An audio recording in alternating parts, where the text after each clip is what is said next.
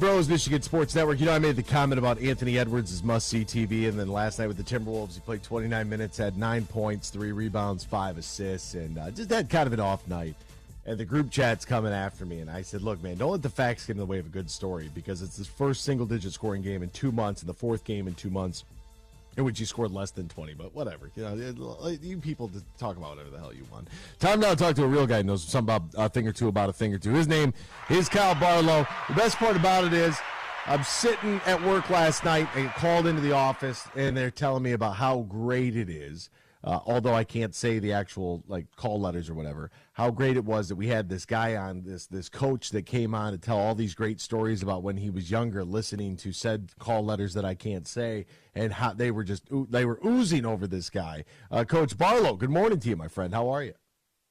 Great morning, man. Great opening day morning, and appreciate you having me on He Who Must Not Be Named Radio. And no, it was great. And hey, Anthony Edwards, right? Yeah. He must have tipped somebody off to take the under and then left the game with some unknown illness or personal reasons. Like my man, who was it, with the Raptors?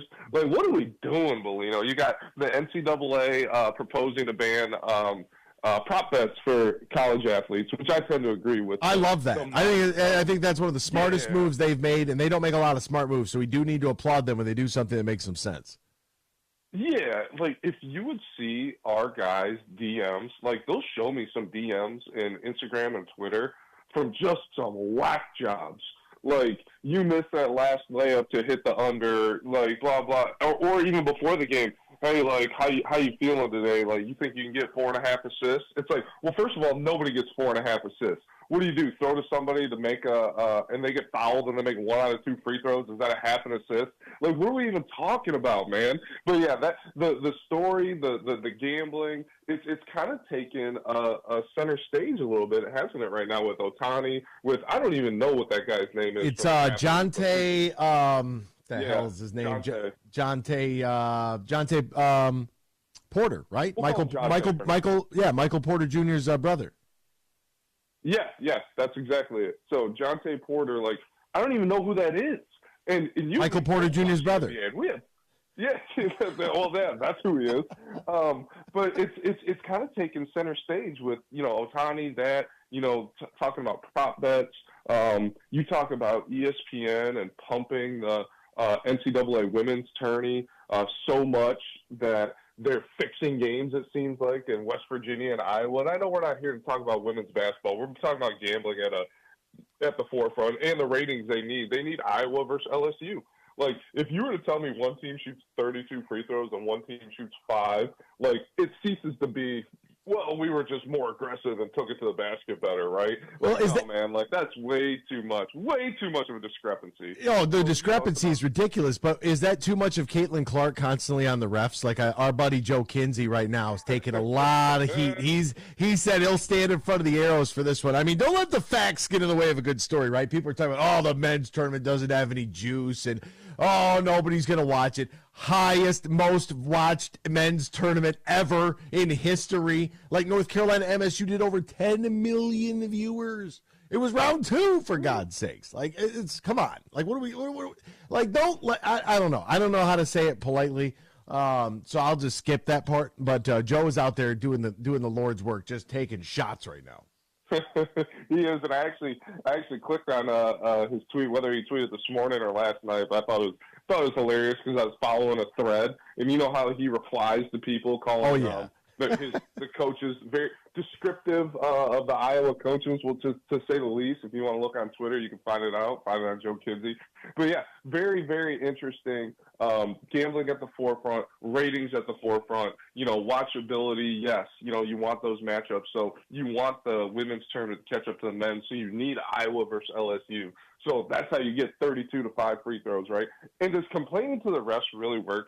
And by the way, like, she's the first basketball player to complain to the refs, to throw your hands up and discuss. No, she's not the first to do it. But, like, I get on LeBron about this all the time. Like, stop complaining. Like, stop it. Like, if anything, I would think that, like, if you turn to me, if I'm an official and you turn to me and you want to get a little mouthy, I might give you the Draymond Green and kick you out of a game within 2 minutes of the thing starting, like he did last night. Or you might not get a call from me the rest of the game. I'm going to tell you, I'm going to look No you dead in doubt. your face. I'll put my hand over my mouth and tell you, you better shut your mouth right now. I swear to God, you won't get another call the rest of the night. or on the other hand, you have that ref in the viral clip of Michael Jordan. Mike, I didn't see him, Mike, but I believe you. That's the other side. You could have great. that guy, right? You ever seen that clip? I have seen that clip. That clip's awesome, man. That clip is awesome. But yeah, just a general thought on like I said, gambling and the ratings at the forefront. I think that this gambling narrative is starting to really like bleed into sports, whether or not it was intended. You know, because I think it was the devil for so long, right? It was the enemy for so long. Wouldn't acknowledge it. Had to go to your Italian bookie if you wanted to get a spread, right? Hey, why's he got to be Italian? You know why? That's anti-Italian discrimination. No. I think they did great work. They provided a lot of people opportunities to bet on sports. They provided a lot of people an early grave, too. I mean, only if you believe half of Goodfellas, right? I mean, come on now. But yeah, no, it's crazy how it used to be, you know, just very taboo in the underbelly, right? And now it's so mainstream, and now you have these little cases. They're not that little, being kind of swept under the rug and talk about interpreters, and then Shohei Ohtani had to fire him, and then he came out with a statement. Well, who interpreted that statement then? Who's your new interpreter? A lot of questions, Belina. A lot of questions this morning on Thursday. We even talked about the NCAA tournament, how it might just go all chalk tonight, how the favorites just might win out on Thursday night. I don't see an upset out there, Belina. I don't. Really? All right. Yeah. So okay. All right. So yeah, let's go tournament first because you brought it up. And then we'll I have the big question for you coming up after that. So in the NCAA tournament tonight, Sweet 16 tonight and tomorrow, Elite 8 on Saturday and Sunday. Tonight is 6-seeded Clemson against 2-seed Arizona. This one at crypto.net.com arena, formerly known as Staples Center. 7:09 start time CVS. Okay, here's what I don't understand. How is Arizona and Clemson being played at 7:09 on CBS? And then North Carolina, Alabama is being played at 9:30. Like that, like 9:39. Yeah, do the math. Or Illinois, Iowa State being played at 10:09. I don't get it. I don't understand it. Doesn't make any sense. But San Diego State, the 5 seed, taking on 1 seed UConn, Alabama, North Carolina, as I mentioned, and then Illinois, Iowa State. You think it's all high seeds? It's going to be Arizona, UConn, UNC, and Iowa State advancing, huh? You know, the Iowa State Illinois is a coin flip. I mean, that's a 2-3 matchup with two really good games. I think the spread, speaking of gambling, is -1.5 for Iowa State, which is nothing, as we know, like especially on a neutral floor. The one upset, so I don't think there's an upset in that game. I think it's just a coin flip. But the one I could see, I don't think UConn's losing. I love their whole bulletproof mentality. That's just who we are. We believe, hey, let's just go keep dominating this tournament with their coach and his lucky hat and his lucky underwear, right? I love it. Clemson getting to the Sweet 16, great story, but Arizona's still on a warpath from that early exit last year. The one game I would love to watch, and I might be sleeping, Bellino, because it is on still late, as you pointed out, is Alabama and North Carolina, with former Ohio player Mark Sears being a second-team All-American. Your boy! It'd be an interesting game. Yeah, I mean, talk about pace. Like, that game probably going to be in the 90s. You're going to be running up and down. You know, it might push to 100 because Carolina plays, you know, a lot in transition, and obviously that's what Alabama wants to do is transition and shoot threes. So it does have the highest point total out of any game and higher by more than 20 points than the Arizona game. So, I mean, they're expecting this thing to be 80-plus from both sides. They got it at 173.5. That's a ton of points. How do you get a half a point? You got to go over. Or you do the Jonte Porter and everybody gets sick right at the end. Everybody falls down and then you don't hit the over. You go at the under. I still like the. I mean, I know we can't talk gambling. Am I allowed to talk gambling? But I still like the over in that one. I don't gamble, especially on sports. But yeah, I do like the over in that one. 173.5. You could absolutely say that. 90 to 85 game, and you're winning. Yeah, that's exactly what I'm saying. That's what you're saying. I'm agreeing with you. Hey, by the way, Dusty May, the Michigan coach, he said he really likes to watch Alabama and their head coach Nate Oates. Who doesn't? It is fun to watch. Now, what Alabama has to do is if they win this tournament, then you could say, okay, this style of basketball is sustainable to win an NCAA tournament, right? To win a national championship, because you have such a discrepancy in your offense efficiency and defense efficiency this year. So you have teams like Alabama, who are a top 5 offense, and then a sub 75 defense. Same thing for Illinois, top 10 offense, sub 90 defense. And I think the other team in this tournament right now is maybe it's Carolina. I'm not sure. I have to check on that one. But in the past, it was always like your UConns, right, who are top 10 in both. Top 10 offense, top 10 defense. That's where you're going to get your national champion. And very rarely did the numbers stray outside of that. And you're talking Ken Palm, you're talking efficiency, you're talking all that, right? So now if you look at the game, you have a much bigger discrepancy. And actually, there's an article written on The Athletic that I'll send you this morning about it. And it's just very fascinating. Can you win the national championship with a top 10 offense and a sub 75 defense is the biggest question, because it's rarely been done. It really, I mean, man, I just had a brilliant thought that just escaped me too. Now I'm going to be really mad and really frustrated about it for the what is it called? The trapezoid of success or whatever, this golden trapezoid. Yep. That is this 4-sided figure that's on a XY axis that predicts who wins what teams are going to be good in the tournament. Have you heard of this? Have you seen this? Yeah, and it's based on past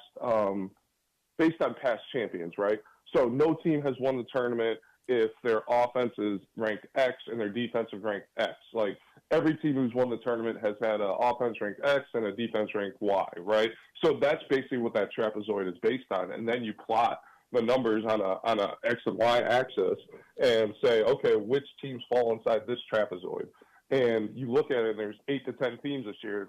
Purdue actually being one of them, who I still like to win the national championship. That's been my pick since day one. But Purdue being one of them, UConn being one of them, who are firmly inside that trapezoid.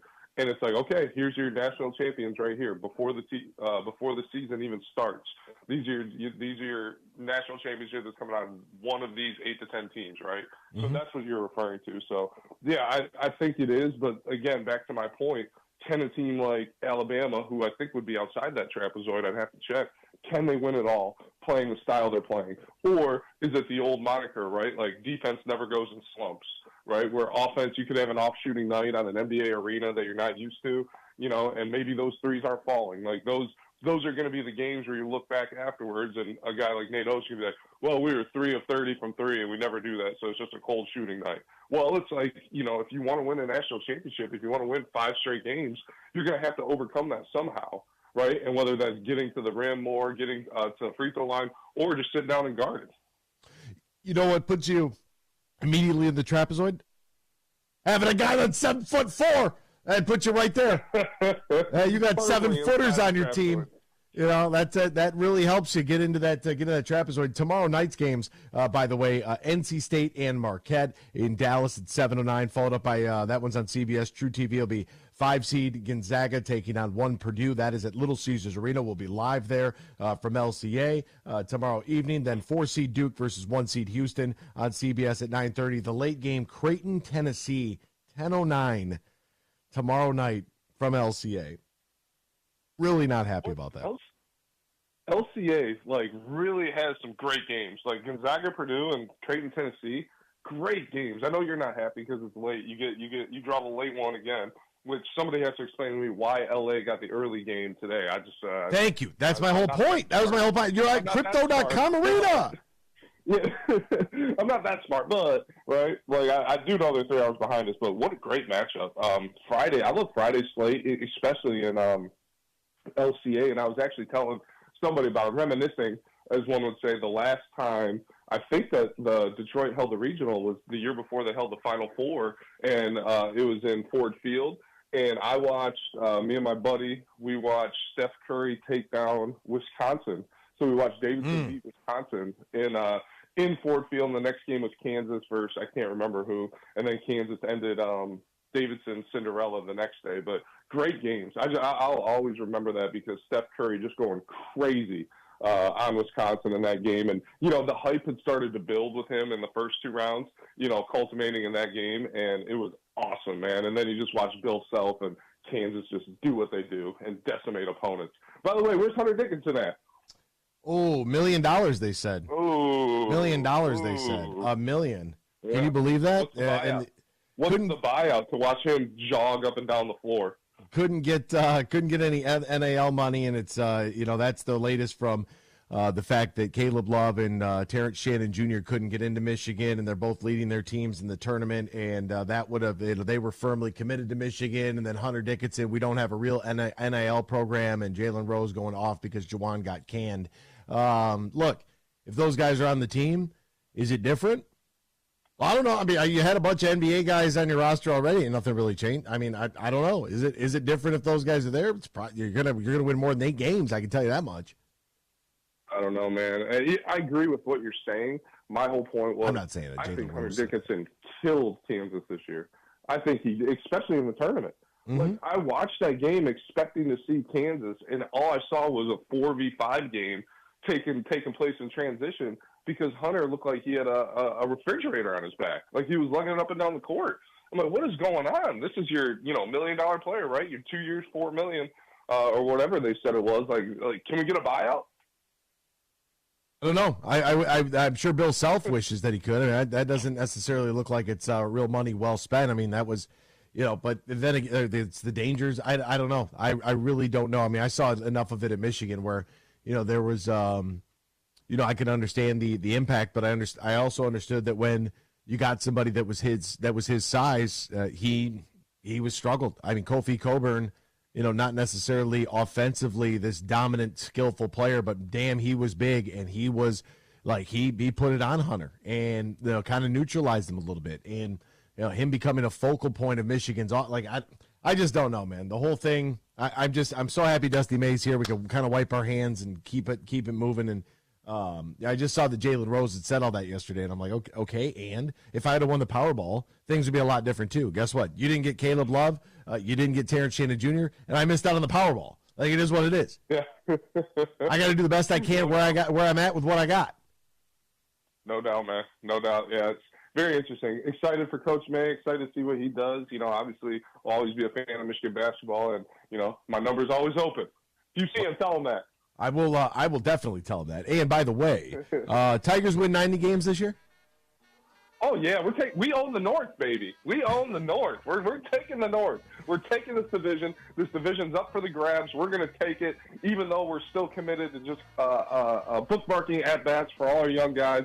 Didn't want to add somebody like J.D. Martinez who can come in here and really make you a legit contender. But you know what? The kids are going to get it done, Bolito. And I think the old saying is, too, I heard you talking on the last segment about starting pitching, and you're absolutely right. Like, dang well you're not going to have to make cuts for a rotation for very long, right? No, like, somebody's arm's going to fall off. It happens every year. Yeah, their arm's going to fall off. Somebody's going to have some left pinky tightness and have to miss a couple starts, right? We're going to have a right thumb soreness from playing Fortnite all night and Call of Duty, so somebody's going to have a week off. So they're going to get up, man. Matt Manning, keep your head up, baby. Bo Brisky, we'll see you in the bigs here in about a month or so.